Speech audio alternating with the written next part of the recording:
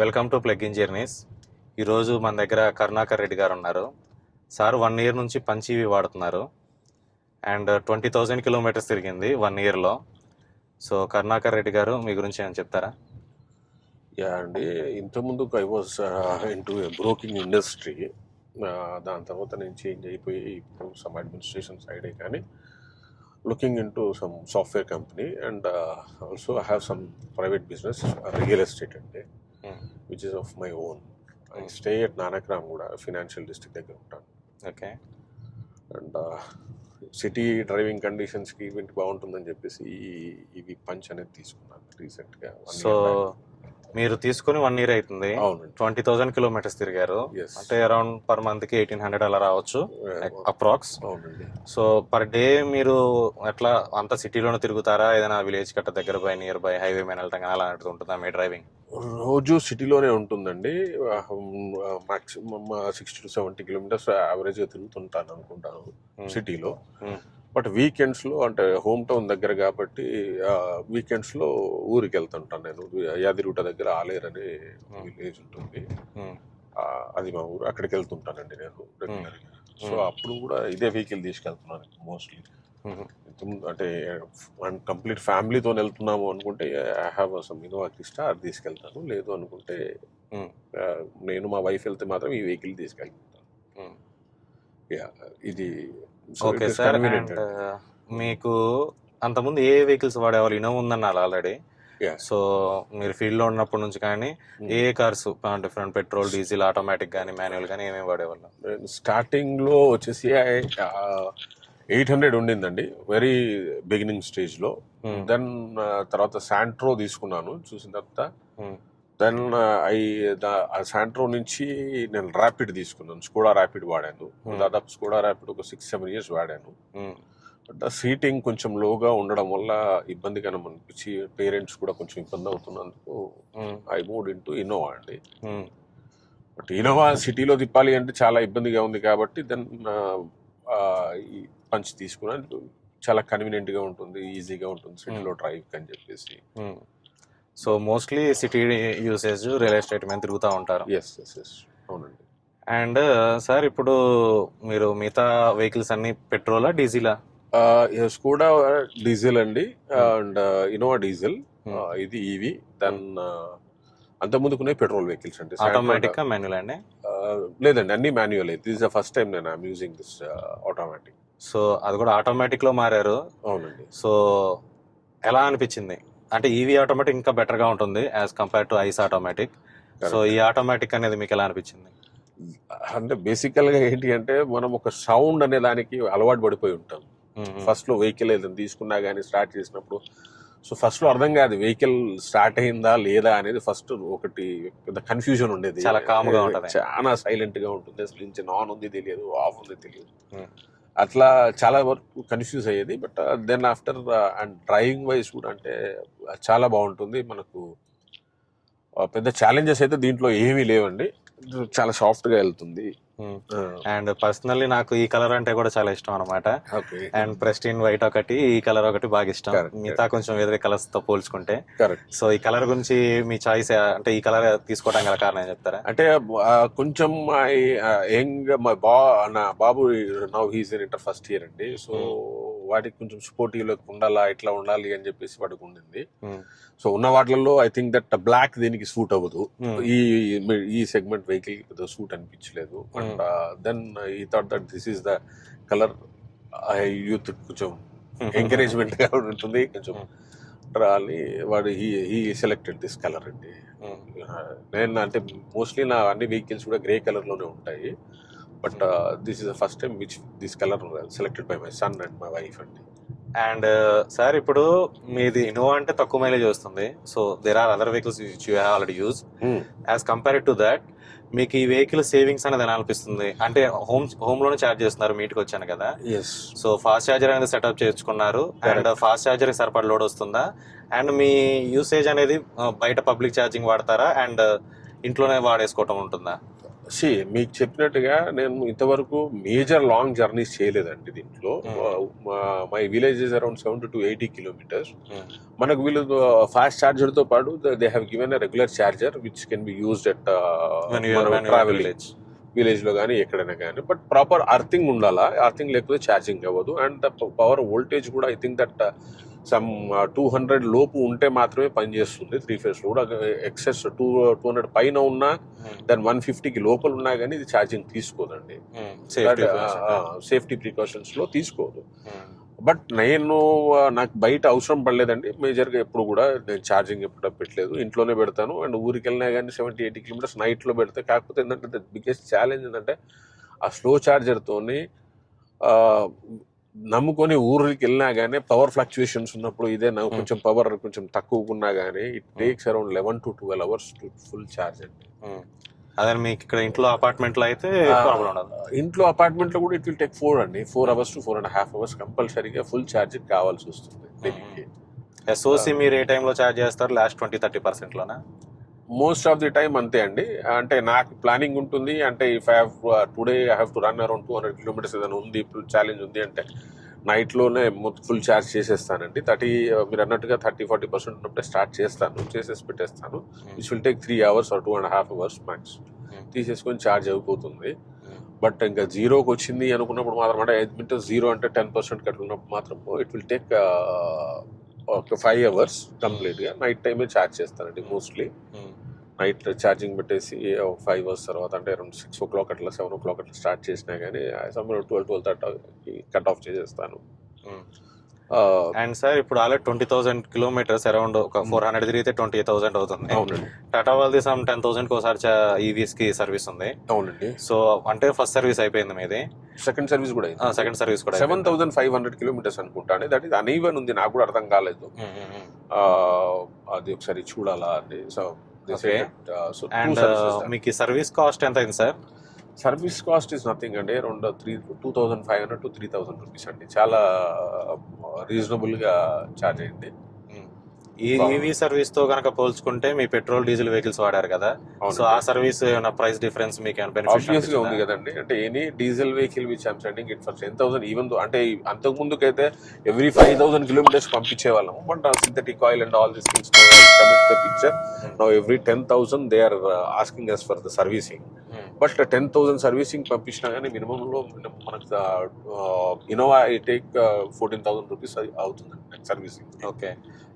2,300 3,000. Innova mileage కూడా some 9-8 అట్లా మన వెళ్ళేదాన్ని బట్టి, అంటే మన స్పీడ్ ని బట్టి, మన డ్రైవింగ్ కండిషన్స్ బట్టి. But my vehicle will give around 12 kilometers అంటే per liter. మీరు అట్లా కంపారిజన్ చేసుకుంటే there is a huge savings అండి దీంట్లో. చాలా సేవింగ్స్ ఉంటుంది, హ్యూజ్ సేవింగ్ ఉంటుంది. ఐ డోంట్ నో, బట్ ఇప్పుడైతే నేను 1 year 1 month అవుతుంది. సో యాక్చువల్లీ మీ ఎలక్ట్రిసిటీ బిల్ కవర్ అవుతుంది అంతా. మీ ఎలక్ట్రిసిటీ బిల్లు దాదాపు ఎంత వస్తుంది? ఇయర్ అంటే ఇప్పుడు చూస్తే నాకు తెలిసి 2,000 rupees కంటే దాటదండి పర్ మంత్ కి.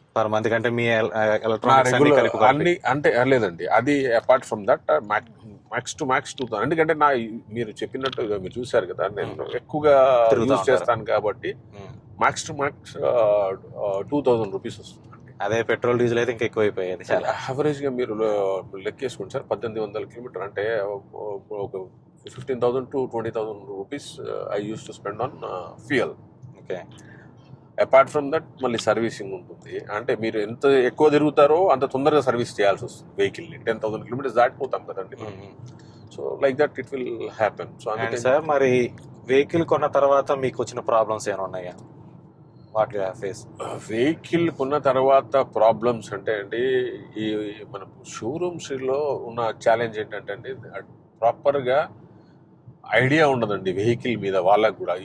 స్టిల్ అంటే నేను తీసుకొని 1 year అయిపోయిందంటే ఇంకా కూడా స్టిల్ పీపుల్కి అక్కడ సేల్స్ వాళ్ళకు కూడా అంటే when I ask sales people దీంట్లో ఇదేంటి నాకు వెహికల్ అతను డెలివరీ ఇచ్చారు, అతనికి ఫోన్ చేసి బాబు దీంట్లో ఛాలెంజ్ ఉంది అంటే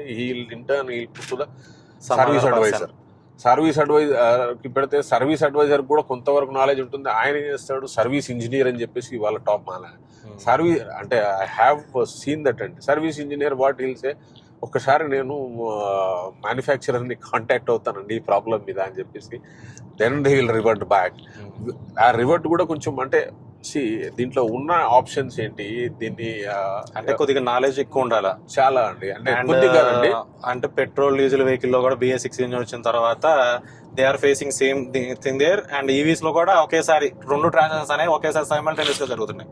okay, terms of engine are is terms Correct. Of EV, Correct. రెండు కూడా ఒకేసారి ట్రాన్సాక్షన్ అవుతుంది. అండ్ టెక్నికల్ గా నాలెడ్జ్ ఉన్న వాళ్ళు సర్వీస్ సెంటర్ లో కొంచెం తక్కువగా ఉన్నారు యాక్చువల్లీ. కొంచెం అని అనలేమండి, అంటే I can rate it about 50-50 అనొచ్చు. 50-50. 50%. ఎందుకంటే వాళ్ళకు రియల్లీ అంటే నాట్ ఓన్లీ నేను అది చెక్ చేయాలని చెప్పేసి సర్వీస్ సెంటర్స్ మార్చి కూడా చూశానండి.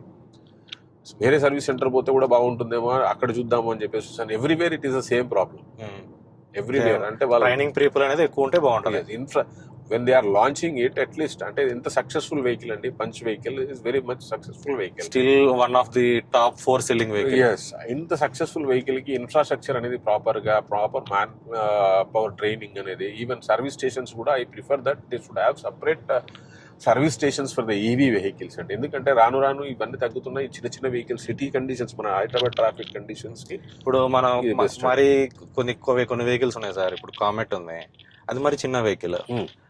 అండ్ ఇది ఉందంటే 4 doors లో వస్తుంది, SUV లుక్ ఉంటుంది, correct and fast charging support ఉంది, కరెక్ట్ అండ్ ఈజీగా యూజ్ చేసుకోవచ్చు. Correct and as compare to that vehicle in particularly in EV. అవునండి, అండ్ ఇంకా తక్కువలో కావాలంటే టియాగో 4 door లో కూడా ఉంది. అవునండి. If they are not preferred that much small vehicle, మంచి లుక్స్ లో మంచి వెహికల్ కావాలంటే ఈ వెహికల్ అనేది బెస్ట్ ప్రెసెంట్ చాయిస్ లో. Correct sir. ఈ సైజ్ వెహికల్ అండ్ ఈవీలో వేరే మోడల్ లో కూడా అసలు ఏ వెహికల్ లేదు లేదండి, ఈ ప్రైస్ ట్యాగ్ లో కూడా. లేదండి, లేదు.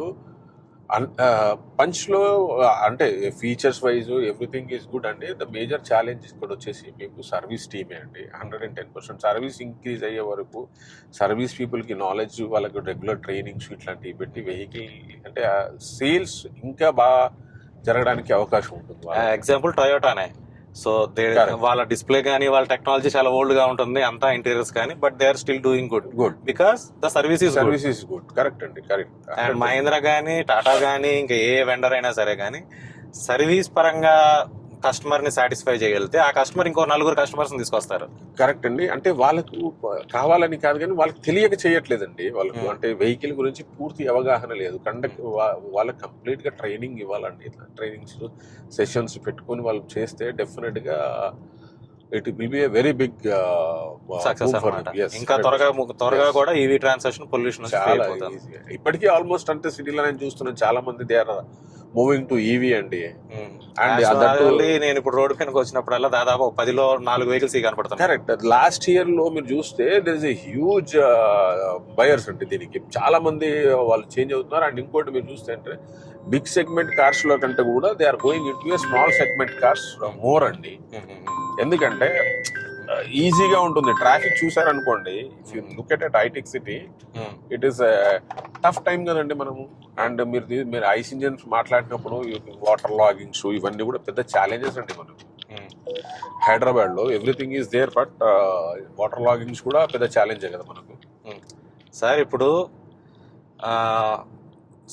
హైదరాబాద్ లో మీరు దాదాపు నాకు చెప్పిన దాని ప్రకారం అయితే 2000 నుంచి ఇక్కడ వర్క్ చేస్తూ ఉంటున్నారు. అంటే నాకు 2000 అంటే 2 years, 1 year 2 year ఉంటుంది. అండ్ సో ఇన్నాళ్ళు మీరు ఈ సిటీలో ఉన్నారు. ఈ సిటీలో వెహికల్స్ వాడుతూ తిరుగుతూ సమ్ బిజినెస్ వాట్ ఎవర్ మీరు బాగా ఉన్నారు. అండ్ మీకు ఇప్పుడు అంతా డెవలప్మెంట్ వల్ల డస్ట్ పొల్యూషన్ కానీ, సిటీ కానీ, ఎయిర్ పొల్యూషన్ కానీ, సో 2-wheeler మీద పోయాలిగా చెప్పే పని లేదు. మనం క్యాబిన్ లో ఉన్నాం కానీ అంతా పొల్యూషన్ ఉంటుంది. ట్రాఫిక్ లో ఆగి ఉన్నామంటే మొత్తం పీల్చుకోవాల్సిందే వెహికల్స్ ది. సో మీరేం చెప్పదలుచుకుంటున్నారు? ఇన్నాళ్ళు సిటీలో ఉన్నారు కదా.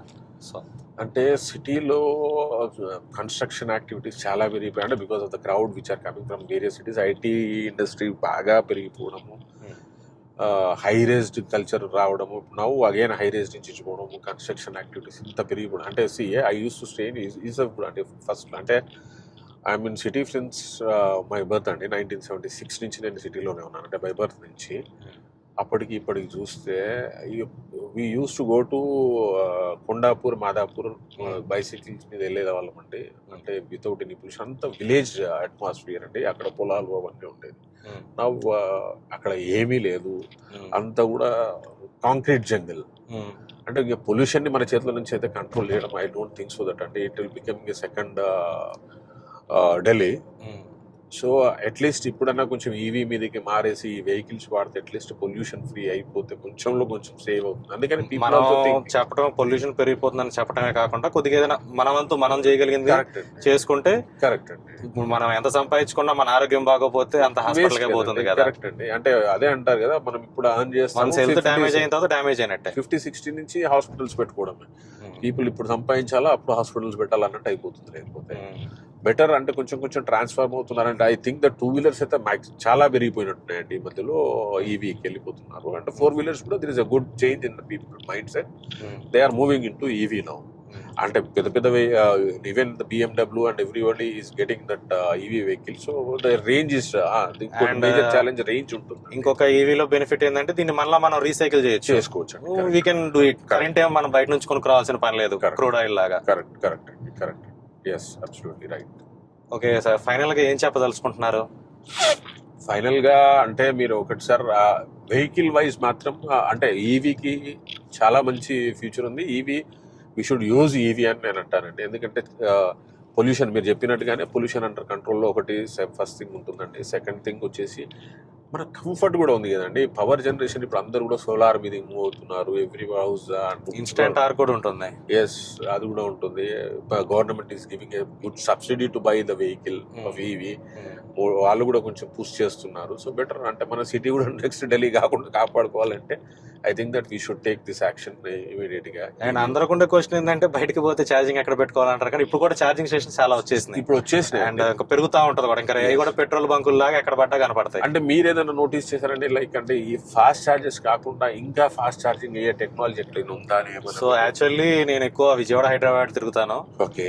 యాక్చువల్లీ 2 months ఒకసారి తిరుగుతున్నాను. యాక్చువల్లీ ఈ 1 year లో some due to some family issues and all కొంతమంది మా వాళ్ళు చనిపోయిన వాళ్ళు ఉన్నారు.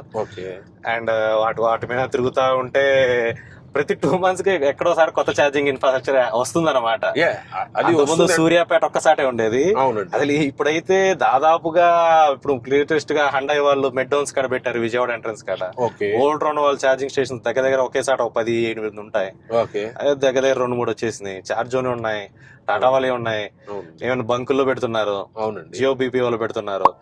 మేము వెళ్ళిన ప్రతిసారి అరౌండ్ 1 or 2 months 3 months కి ఏదో ఒక ఛార్జింగ్ ఇన్ఫ్రాస్ట్రక్చర్ అనేది యాడ్ అవుతుంది. ఇన్ఫ్రాస్ట్రక్చర్ యాడ్ అవుతున్నారు అంటే దీనికి మామూలు ఫ్యూయల్ స్టేషన్ కి దీనికి చాలా డిఫరెన్స్ అండి. మామూలు ఫ్యూయల్ స్టేషన్ లో ఏంటంటే విల్ గో హార్డ్లీ 10 minutes లో will complete and will move out. మీరు ఒకసారి ఆలోచించండి. ఎట్ ద సేమ్ టైం మనకు ఈవీ ఫుల్ గా అయిపోయి చాలా మంది ఈవీలోకి వచ్చినారు అనుకోండి, మినిమం 2 hours సేల్స్ పెరిగే కొద్దిగా టెక్నాలజీ డెవలప్ అవుతుంది, ఫాస్ట్ ఛార్జింగ్ స్పీడ్ కూడా పెరుగుతుంది. అది అవ్వాలండి. That's what my intention is to say that we should increase that capacity. అంటే ప్రతి ఒక్క 2 hours వెహికల్ ఆగాలి అంటే ఈవీ ఛార్జింగ్ స్టేషన్ పెట్టినా గానీ ఇవ్వాలంటే okay, now there are limited vehicles they are doing it. But రాను రాను ఏమవుతుంది అంటే అంత స్పేస్ కావాలి, అంత ఇదంతా కావాలి. కాబట్టి అదేంటంటే అందరూ ఏం చేస్తున్నారంటే జస్ట్ ఛార్జింగ్ స్టేషన్ పెట్టేసి వదిలేస్తున్నారు. ఆ షెడ్ ఏదైతే పైన వేసినప్పుడు దాంట్లో కూడా ఏమో సోలార్ అది యాడ్ చేయటం కొన్ని సార్లు చేస్తున్నారు. బట్ ప్రతి ఎవ్రీ ప్లేస్ అయినా సరే ఈవీ ఇన్ఫ్రాస్ట్రక్చర్ ఉన్న సాట ఒక షేడ్ అనేది ప్రొవైడ్ చేస్తారు. మేబీ సమ్ రెస్టారెంట్స్ కానీ ఏదైనా పబ్లిక్ ఒక సాట కాఫీ పాయింట్స్ ఉంటాయి కదా, అట్లాంటి చాట్లు ఛార్జింగ్ ఇన్ఫ్రాస్ట్రక్చర్ అనేది ఎక్కువ వస్తూ ఉంటుంది. అట్లాంటి చాట్లు ఏదైనా కొంత అది కూడా గ్రిడ్ మీద డిపెండ్ కాకుండా కొద్దిగా సోలార్ అది వేసి కొంత పాట ఒక 40% గ్రీన్ ఎనర్జీ అక్కడే జనరేట్ అయ్యేటట్టుగా చూడటం. అండ్ సోలార్ ప్యానల్ వేసి వదిలేస్తున్నారు. 2 or 3 months పైన మెయింటెనెన్స్ చేయాలి. అంటే I have my own this thing అండి. మా ఇంట్లో కూడా ఇప్పుడు నాకు సోలార్ ఉంది. I have my own house in this place what you call Yapral. We have done it with solar. ఎందుకంటే ఎవ్రీ మంత్ 15-20 days ఒకసారి పైన క్లీన్ చేసుకుంటాం. అట్లా ఏదైనా మెయింటెనెన్స్ అయితే జనరేషన్ బాగుంటుంది and we are getting refund amount from the government also. అంటే చాలా మంది పబ్లిక్ ఏంటంటే రీఫండ్ రాదు, ఇది రాదు అని అంటే వీఆర్ సప్లైయింగ్ అంటే ఎక్సెస్ పవర్ వీఆర్ సప్లైయింగ్. నా దిస్ 2-3 months ఏంటంటే అసలు ఎవరు కూడా ఏసీస్ వాడరు, ఏది వాడరు. మనకు కావాల్సింది ఏముందండి, కొంచెం యాక్చువల్లీ రిటర్న్ అవుతుంది. ఒక సోలార్ ప్యానెల్ లైఫ్ అనేది 18 months ఉంటుంది ఆర్ 15-16 months ఉంటుంది, ఇయర్స్ ఉంటుంది, Years. Sorry. Yeah. And 4-5 years లో మీ ఇన్వెస్ట్మెంట్ కవర్ అవుతుంది. ఆ తర్వాత అంతా ఫ్రీ ఎలక్ట్రిసిటీ. ఫ్రీ ఎలక్ట్రిసిటీ అండి, free electricity. That's absolutely good అండి. అది యాక్చువల్లీ చేసుకోవాలా, అది మీరు అన్నది రైట్ అండి. కాకపోతే ఇది ఒకటి మాత్రం మరి గవర్నమెంట్ ఏం ఆలోచిస్తుంది, how they are going to do the technology wise, కానీ people should work on. Actually government పరంగా ఆలోచిస్తే నాకు మైండ్ లో ఎప్పుడైనా ఒక థాటే ఉంటుందండి, మనం వేరే చేసే కంట్రీల గురించి వాళ్ళు అట్టుంటారు, అట్ట క్లీన్ గా ఉంటుంది, అది ఉంటుంది, ఇది ఉంటుంది అని రకరకాల మాట్లాడుకుంటాం. But are we doing our self? మనం చెత్తని ప్రాసెస్ కరెక్ట్ గా డస్ట్బిన్ లేసి ప్రాసెస్ చేస్తున్నామా? అవర్ సెల్ఫ్ మనం క్రూడ్ ఆయిల్ ఇంపోర్ట్ చేసుకుంటున్నాం, అండ్ అదేదో దానికి 7,000 రూపాయలు ఖర్చు పెట్టేసి గాలి కలిపేస్తున్నాం, దాన్ని పొల్యూషన్ మారుస్తున్నాం. అట్లా కాకుండా మన సెల్ఫ్ మనం ఏమైనా చేస్తుంటే నా వైపుగా నా థాట్ అలా ఉంటుంది అనమాట. People should have that awareness అండి. అది అవ్వట్లేదు. అంటే ఇంకోటి ఎస్పెషల్లీ హైదరాబాద్ లో ఇంకా అండ్ అవేర్నెస్ గురించి మాట్లాడుకుంటే మన గ్రాండ్ పేరెంట్స్ ఆ జనరేషన్ లో అంటే వాళ్ళకి తెలియదు అనుకోవచ్చు. సో మా జనరేషన్ లో మేము చదువుకున్నప్పటి నుంచి మాకు ఇటువంటి గురించి మాకు స్లో వస్తున్నాయి. అంటే ఇంకా తప్పలేదండి. అంటే ఇప్పుడు మనిషి ఎట్లా ఉండాలి అనేది మళ్ళీ స్టార్టింగ్ నుంచి నేర్పించాల్సిన పరిస్థితికి వచ్చేసింది. ఎర్లియర్ మనం నేర్చుకునే అన్ని కూడా వదిలేస్తున్నారు.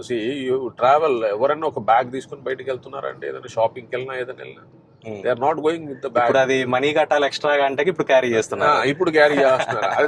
That is a good initiative. కానీ కాకపోతే ఏంటంటే కొంతమంది 5-10 రూపీస్ అంటే కూడా నామినల్ గా పట్టించుకోవట్లేదు. అంటే ఈజీ మనీ అయిపోయింది. అంటే విషయం ఏంటంటే సార్, అసలు ప్రతి ఒక్క దానికి పాలిథిన్ బ్యాగ్ అది ఫ్యాన్సీ లాగా అయిపోయింది. అప్పట్లో చెత్త అనేది మనకి ఇండియాలో ఎక్కడ కనపడలేదు. దేనికంటే కారణం, ఆ రోజుల్లో మనంతా ఈకో ఫ్రెండ్లీ వాడేవాళ్ళం. అంటే పేపర్ లో అంతా ఇట్లా, అంటే పేపర్ కాదు, ఇట్లా బాక్స్ తీసుకెళ్ళేవాళ్ళం. ఆకుతో ఏదో వచ్చేది క్యారీ చేయాలన్నా మనం ఇంట్లో ఓన్ బాక్స్ క్యారీ చేసేవాళ్ళం. సో మనం ఏదైనా పక్కన పడేసిందా అది వెంటనే 1 week 2 weeks లో డికంపోజ్ అయిపోతుంది. సో ఆ అలవాటు అనేది మన వాళ్ళకి ఇప్పుడు కూడా ఉంది. దానివల్ల బయట పడేస్తున్నారు. కానీ అది అది అది పాతకాలంలో మనం వాడిన ఈకో ఫ్రెండ్లీ ఐటమ్స్ అనేవి ఈ ప్లాస్టిక్ ఐటమ్స్ లాగా ఉండవు. ఉన్నటి వరకు సిటీ నుంచి 70-80 kilometers లోపల ఊర్లలోకి వెళ్తే ప్లాస్టిక్ వేస్ట్ కనిపించకపోయేదండి అంతగా.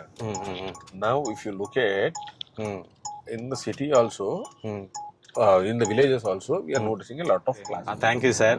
And actually vehicle గురించి కూడా కొంచెం పర్సనల్ కూడా మంచిగా మాట్లాడుకున్నాం. It's a good drive అన్నమాట. And thank you for giving your review. Yes sir. Vehicle అంతా బాగుందండి. Lastly finally I want to add one thing. Okay, these people definitely they should increase the service అండి. అంటే నేను మాత్రం టాటా వాడుతున్నాను, and I'm talking about other vehicles నాకు idea లేదు how they are equipped. But this system should, వీళ్ళు మాత్రం చాలా ఎక్విప్ అవ్వాలండి. సర్వీసెస్ లో చాలా ఇంప్రూవ్మెంట్ తీసుకురావాలి వీళ్ళు. అంటిల్ అన్లెస్ ఇంకొకటి దీంట్లో నోటీస్ చేసింది ఏంటంటే సార్, అంటే మనం you are driving on a highway, it will show 300 kilometers range. 80 దాటి నేను yes speed, when you increase the speed fuel efficiency అనేది తగ్గుతుంది. But not 30-40%. Yes.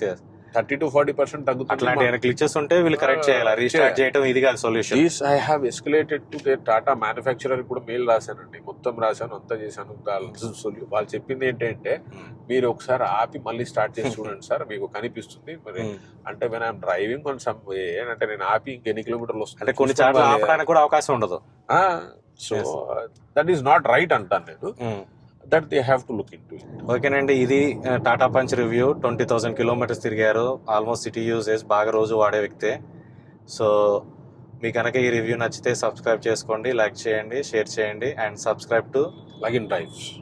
Plug-in Journeys. Plug-in Journeys. Thank you for watching. Thank you.